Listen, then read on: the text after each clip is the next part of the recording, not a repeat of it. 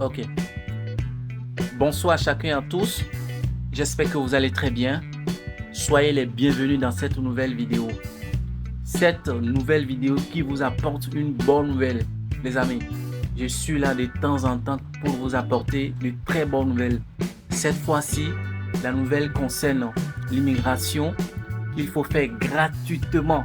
C'est-à-dire quand vous remplissez les critères, vous allez les faire gratuitement pour immigrer au Manitoba. Les amis, c'est encore une très bonne nouvelle aujourd'hui. Et si vous avez cliqué sur cette vidéo, je vous en prie, restez du début jusqu'à la fin. Parce qu'il y a une bonne nouvelle qui est réservée, qui est mise à la fin de la vidéo. Vous savez, plusieurs personnes estiment que le Canada appartient aux riches. Les amis, c'est faux. Ça appartient à tout le monde. Et ceux qui n'ont pas les moyens ont des stratégies pour atteindre les objectifs que les riches n'ont pas pu faire. Les amis, il y a une très bonne nouvelle. Et si vous respectez du début jusqu'à la fin, vous serez vous-même surpris que vraiment je vous dis la vérité. Alors, cette nouvelle concerne quoi? Comme je le disais tout à l'heure, l'immigration gratuite au Manitoba. Et il suffit juste de remplir un formulaire et vous êtes sélectionné. Vous voyez, ce n'est pas du tout compliqué. Vous voyez, c'est pas du tout compliqué. Et ce formulaire concerne 5 facteurs, à savoir l'âge, l'étude, l'expérience professionnelle, les compétences linguistiques et l'adaptabilité. Vous voyez? Donc tout à l'heure, je vais vous décrire du début du facteur 1 jusqu'au facteur 5 pour pouvoir vous expliquer un peu comment ça va se passer. Donc restez du début jusqu'à la fin pour ne rien rater. Alors, si vous êtes une nouvelle personne sur cette chaîne, cher ami, je vous prie d'abonner. Abonnez davantage pour recevoir les bonnes nouvelles de tous les jours. Alors, ici, cette chaîne est dédiée au voyage, à l'immigration, aux États-Unis, en France, au Canada et en Chine. Rejoignez notre communauté pour recevoir des conseils pratiques, des astuces et stratégies pour faciliter votre expérience de voyage. Si vous pouvez même davantage partager avec vos proches les vidéos pour aider quelqu'un, pour aider un frère, une soeur qui désire voyager et changer son statut. Ok, pour ne pas trop bavarder les amis, nous irons à l'écran, nous irons dans notre navigateur et commencer et savoir, c'est-à-dire au travers ce que je vais vous montrer, comment postuler à ce formulaire, comment postuler à cette bonne nouvelle. Alors, restez du début jusqu'à la fin. Donc, rendez-vous comme d'habitude dans Google, puisque Google, au travers Google, vous allez faire vous-même les procédures du début jusqu'à la fin. Ne confiez pas tout ce qui est rempli formulaire, passer par Google à quelqu'un d'autre. Vous pouvez le faire vous-même. Vous pouvez le faire remplir du début jusqu'à la fin. Si vous respectez tout ce que nous disons ici dans cette vidéo, les amis, vous pouvez accomplir votre rêve, autant pour moi, d'immigration au Canada gratuitement, sans passer par quelqu'un. Parce que je connais des gens qui ont pris par des agences de voyage entre griffes qui ont bouffé les sous. Or, sans savoir qu'eux-mêmes, ils peuvent le faire sans rien prendre chez quelqu'un. Alors, commençons. Rendez-vous dans votre navigateur et puis tapez formulaire de visite exploratoire. On y va. Formulaire de visite exploratoire. C'était même là déjà. Exploratoire. Manitoba.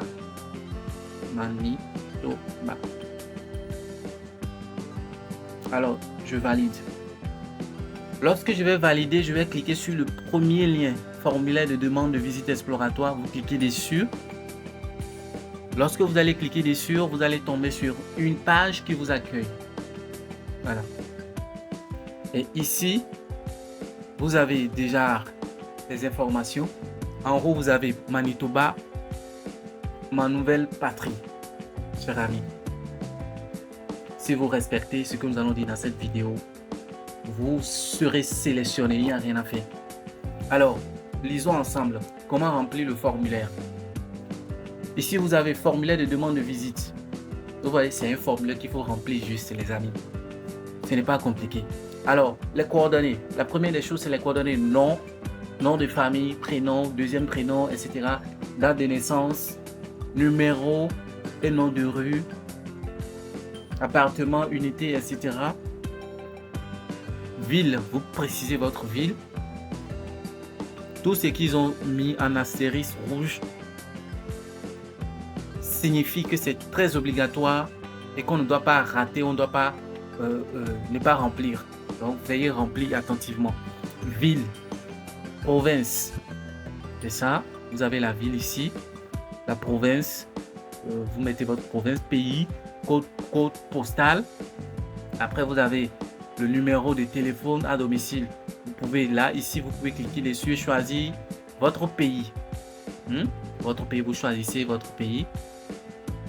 Ça peut être Guinée, ça peut être Allemagne, ça peut être Finlande, Éthiopie, ça peut être Algérie, etc. Donc, vous choisissez votre pays. Après, lorsque vous choisissez, normalement, l'indication du pays vient. Et vous mettez votre numéro de téléphone, le premier numéro, le second numéro et votre courrier.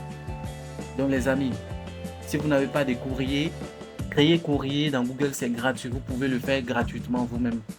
Et vous mettez votre courrier là. C'est au travers vos courriers que vous allez recevoir davantage les informations concernant la suite de votre dossier. Alors après, vous avez pays de citoyenneté, c'est-à-dire votre pays de naissance. Après, avez-vous recours à un représentant qui vous aide à compléter le formulaire? Bon, si vous pouvez le faire vous-même, vous pouvez sélectionner. Sinon, vous dites non. Mais vous pouvez remplir ce formulaire vous-même. Important, lisons, c'est très important. Notez que vous devez fournir les preuves écrites lors de la présentation de votre demande complète. Tout candidat qui soumettra sa demande plus qu'une fois sera éliminé du bassin. Les amis, ne faites pas erreur. Ce qu'ils ont noté ici, ils ne vont pas blaguer avec. Il n'y a rien à faire. Si avant de remplir ce formulaire, ayez en tête que vous remplissez, préparez d'abord si vous remplissez les conditions des 5 facteurs. C'est très important et ce n'est pas compliqué. Tout à l'heure, je vais vous expliquer. Ce n'est pas du tout compliqué. Donc, ne mettez pas des informations, des fausses informations et puis vous venez maintenant pour modifier tout ça là et vous serez bloqué. Il n'y a rien à faire. Eux, ils ne blaguent pas avec. Voilà, donc la chance est accordée une seule fois que vous allez respecter. Alors, le premier facteur, c'est-à-dire le facteur 1, c'est l'âge. Vous qui avez moins de 30 ans, vraiment, c'est votre chance que vous allez saisir. Vous qui avez jusqu'à 35 ans, les gars, vous pouvez saisir également, même moins de 40 ans, mais avec certains facteurs qu'il faut compléter, c'est-à-dire qu'il faut avoir de points, certains endroits pour combler un vide pour ceux qui ont 40 ans. Alors, les moins de 30 ans sont les bienvenus. Après, le critère d'âge, là, vous mettez votre âge là. Après, vous avez le facteur études. Lisons un peu. Les points attribués pour les études sont basés sur la présentation d'un document qui montre que vous avez complété un programme scolaire ou une formation dans un établissement d'enseignement reconnu par l'État. Ok. Donc, le niveau d'études le plus élevé atteint. Voilà, si c'est un baccalauréat que vous avez, le niveau le plus élevé. La licence, vous mettez, si c'est le master, si c'est le doctorat, vous mettez ici. Donc, lisons un peu. Un programme post-secondaire d'une durée de 1 an. Voilà. Ça, c'est la licence 1. Un programme post-secondaire d'une durée de 2 ans. Master 2 et licence 2. Autant pour moi, licence 1, licence 2. Un programme post-secondaire d'une durée de 3 ans, licence 3. Un programme post-secondaire d'une durée de 4 ans ou plus. Vous voyez, c'est ceux qui sont déjà en maîtrise, en master 1. Voilà, ici c'est le master, le doctorat. Et aucune de ces réponses. Bon, aucune de ces réponses, ça indique que la personne n'a pas le diplôme. Voilà. Mais c'est très important pour ceux qui ont étudié, ceux qui ont un niveau, parce qu'ils sont basés sur ce second facteur qui est les études. C'est très important. Après, vous avez le facteur 3, expérience de travail. Lisons un peu ce qu'ils ont mis ici. Veuillez énumérer vos expériences professionnelles au cours des 5 dernières années. Si vous avez occupé plus de 4 postes au cours des 5 dernières années, veuillez indiquer les plus récents. Seuls les emplois à temps plein de 6 mois continus ou plus seront pris en considération. Les points attribués pour l'expérience de travail sont basés sur une expression écrite que vous avez travaillé en plein temps, en parenthèse, minimum 30 heures par semaine. Pour obtenir votre code de classification nationale des professions CNP, veuillez consulter l'adresse suivante. Voilà l'adresse suivante. Avec le temps, je vais faire une vidéo sur la classification nationale professionnelle, le code CNP. Donc, je vais faire une vidéo, mentionnez-le si vous avez besoin de ça dans les commentaires. Donc, ici, vous allez énumérer vos expériences professionnelles. Les amis, si vous avez déjà 3 ans d'expérience professionnelle, ça suffit largement pour être qualifié. Ça, c'est le résumé de tout ce qu'ils ont dit. Après, vous avez le facteur 4, les compétences linguistiques. Comme je le disais, si vous n'avez pas encore suivi ma première vidéo, la deuxième vidéo, parce que c'est très importante, je vous prie d'aller regarder. Les tests linguistiques sont très importants. C'est un facteur qui est très minutieux autant pour moi, pour le Canada. Il se base beaucoup sur la compétence linguistique. Donc, si vous n'avez pas encore fait les tests de langue, je vous prie d'abord, avant de remplir ce formulaire, de faire le test de langue. Et les 2 tests que je recommande sont le TCF Canada ou le TEF Canada. Vous voyez, lisons un peu ce qu'ils ont dit ici. Les points attribués aux compétences linguistiques sont basés sur la formation et l'aptitude dans l'une des 2 langues officielles du Canada, le français ou l'anglais. Voilà, il n'y a pas 2. Il n'y a pas 3, j'allais dire. Vous devez faire parvenir les résultats officiels du test d'évaluation du français TEF Canada ou du test connaissance du français TCF Canada comme preuve de votre expérience linguistique. Les gars, c'est très important. C'est très important. Tout ce qui est test de langue. Si vous n'avez pas encore fait, faites-le. Ce n'est pas cher du tout. Ça se fait à l'Institut français, Institut française, dans votre pays. Je pense que l'Institut française est partout dans tout le monde. Dans le monde entier, j'allais dire. Est partout. Ou bien si votre pays n'a pas, vous pouvez voyager et aller dans un pays proche. C'est parce que vous recherchez quelque chose. Et quand c'est important pour vous, vous n'allez pas blaguer avec la vie, avec ça. Donc c'est très important, les tests linguistiques. J'insiste beaucoup sur ça. Et déjà, ce n'est pas compliqué. Une fois que vous parlez le français comme moi, ou bien moins que moi, vous pouvez être qualifié. Il n'y a rien à faire. Ce n'est pas si compliqué. Alors, je continue. Vous allez mettre le test de langue ici. Après, vous avez la date du test. Compréhension orale, combien vous avez obtenu. Vous cliquez dessus. Lorsque vous cliquez, vous avez les points et ainsi de suite. Donc, compréhension écrite, expression orale, expression écrite, ainsi de suite. Score global NCLC. Pour en savoir plus sur les niveaux de compétences linguistiques canadiens, c'est-à-dire le NCLC, veuillez consulter l'adresse suivante. Voilà, si vous avez pour des compétences. Donc là, ils ont mis les informations sur des points, les différents points de qualification. Donc, si vous cliquez sur le lien, vous devez normalement avoir l'information là. Après, possédez-vous un résultat des tests d'anglais IELTS. Voilà, c'est le test d'anglais, les amis. Le test d'anglais, je le conseille pour ceux qui ont trop d'âge. Déjà à partir de 35 ans, 40 ans, ils peuvent faire le test d'anglais pour combler le vide. C'est important aussi. Vous voyez, c'est très important de faire. Ça permet d'avoir beaucoup de points rapidement. Vous voyez, si vous maîtrisez l'anglais, soyez les bienvenus. Faites-le et puis ça va combler le vide. Ou bien ça va vous aider à être qualifié rapidement. Le facteur 5, pour terminer, adaptabilité. Les points attribués à l'adaptabilité sont en partie basés sur votre connexion avec le Manitoba, tant pour moi, et votre employabilité dans la profession évaluée. Vous voyez, démontrant que vous avez véritablement l'intention et la capacité de vous établir avec succès économique au Manitoba en tant que résident permanent. Voilà. Donc, si vous remplissez bien ces facteurs, les amis, il n'y a rien à faire. Alors, lisons un peu la dernière information. Avez-vous l'intention de vous installer à Manitoba?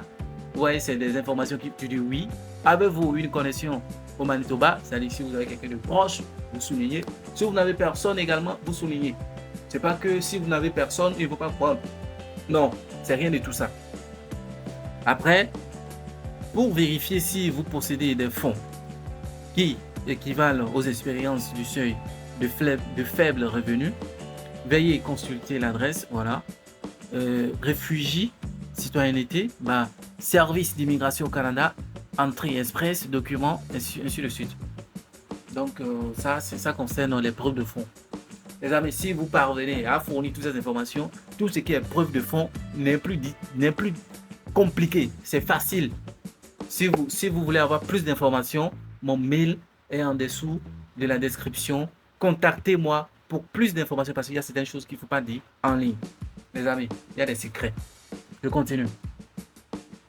Vous avez également, comment avez-vous entendu parler de province Manitoba? Vous pouvez dire que vous avez eu l'information sur l'internet, précisément sur YouTube, au travers de la chaîne Réussir son voyage. Vous voyez, donc vous pouvez juste dire que vous avez eu l'information sur l'internet. Voilà, c'est ce qu'il faut remplir ici. Après, avez-vous déjà participé à la destination Canada? Bon, tout ça vous remplissez, c'est oui ou non. Et après, pour terminer, la déclaration par la présence de ce qui suit. Donc, vous lisez, je comprends qu'en tant que demandeur d'une visite exploratoire au Manitoba, en tout cas, vous allez lire tout et après, vous signez. C'est les informations qu'il faut déclarer et valider. Après, je comprends que le fait de soumettre cette demande constitue une signature électronique de la dite demande. Nom, prénom, voilà.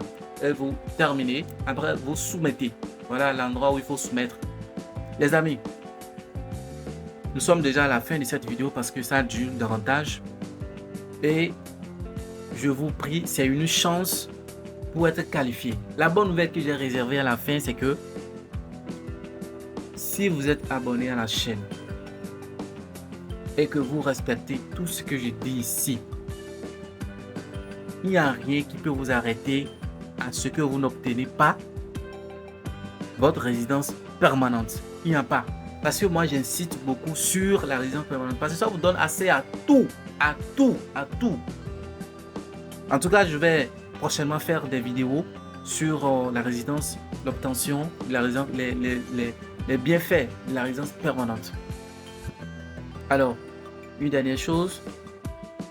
Si vous maîtrisez le français, c'est-à-dire si vous faites le test de langue, et que vous appliquez, déjà, si vous faites le test de langue, et que vous appliquez tout ce que je dis, ça va marcher. Vous allez obtenir la résidence permanente au Canada, comme les autres. Alors, je vous remercie d'avoir suivi du début jusqu'à la fin. Rendez-vous à la prochaine fois pour d'autres vidéos très motivantes. Une vidéo de bonnes nouvelles. Moi, j'apporte les bonnes nouvelles pour aider quelqu'un à avancer dans la vie. Parce que les gens disent que le Canada est plus riche. C'est faux. Les gars, c'est faux. C'est pour tout le monde. Alors, on se dit à la prochaine. Merci, je vous aime beaucoup. Ciao.